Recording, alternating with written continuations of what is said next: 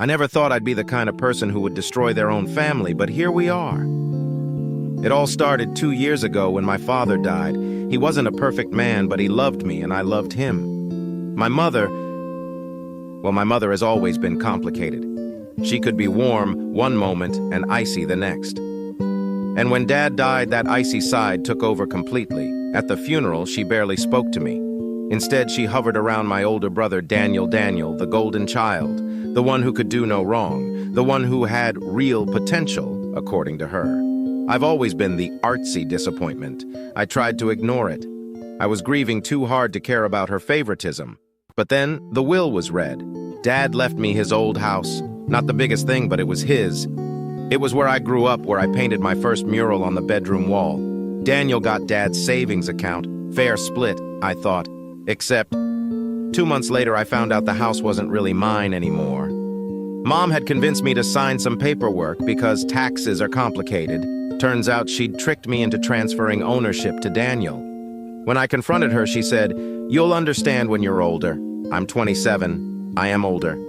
Daniel just shrugged and said, "It's better this way." Better for who? Not for me. I moved into a crappy apartment, the kind with peeling paint, weird smells in the hallway, and neighbors who screamed at each other at 3 a.m. Meanwhile, Daniel renovated my childhood home into some Pinterest-perfect palace. I tried to cut contact, I really did.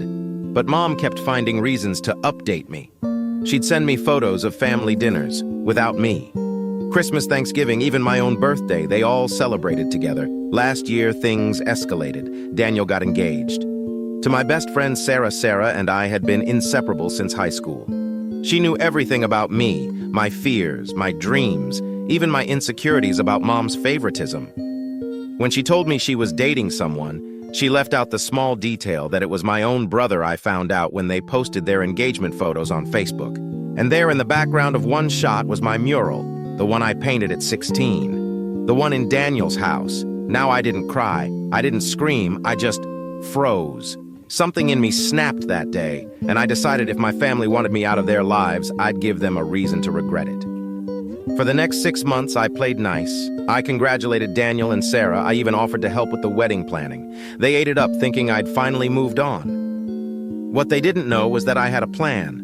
Sarah's always been careless with her phone. One night, while we were catching up over wine, she left it unlocked on the counter.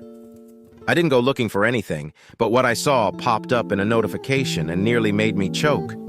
It was a text from someone named M, and it read, "Can't wait for you to be my wife instead."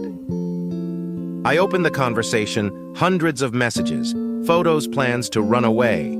Together after she secured the money from the wedding. M was Michael Daniel's best man, and the best man was also the man sleeping with his bride-to-be. I took screenshots of everything, backed them up in 3 different places, and then I waited. The wedding was set for June, big fancy outdoor affair, hundreds of guests, Mom in a custom gown, Daniel looking like a magazine cover. When the officiant asked if anyone had objections, I raised my hand. Loud and clear, I said, "I do," silence, then gasps. Then I walked up, pulled my phone from my purse and handed it to Daniel. He scrolled. His face went pale. Sarah tried to grab the phone, but I pulled out another one. Back up. I looked right at Mom.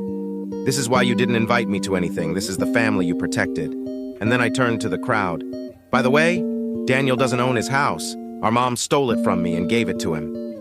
The whole place erupted. Daniel walked away without a word. Sarah screamed at me until security escorted her out. Mom tried to spin it, but no one believed her. In the days after, the fallout was glorious. Daniel kicked Sarah out. Sarah tried to run to Michael, but he ghosted her. Mom's perfect image in the community shattered overnight. And me, I sold the screenshots to a gossip site.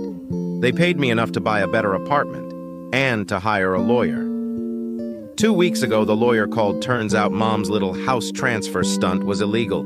The house is mine again. Daniel has 30 days to vacate. I'm not sure what I'll do when I walk through that front door again. But I know one thing. They'll never underestimate me again. And for the first time in years, I feel like I won.